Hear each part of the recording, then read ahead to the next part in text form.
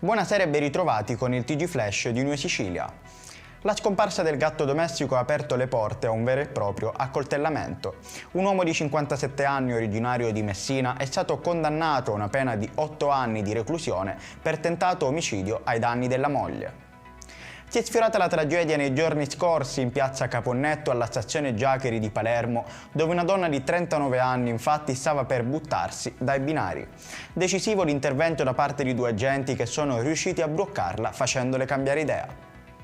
La 19enne di Palermo, vittima dello stupro di gruppo a Foro Italico, ha confermato nel corso dell'incidente probatorio durato 6 ore tutte le accuse nei confronti dei 7 ragazzi, di cui uno minorenne, che avrebbero abusato di lei. Storia a lieto fine nel Messinese per un cagnolino che era rimasto incastrato in una delle fessure presenti in un muro di contenimento a secco del letto del fiume Mazzarà. I vigili del fuoco sono intervenuti in mattinata per recuperarlo e salvarlo.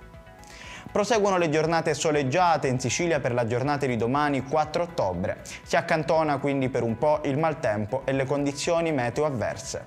Le province siciliane più calde risulteranno essere, secondo le previsioni meteo, Agrigento, Catania e Siracusa, con massime di 31 e 30 gradi.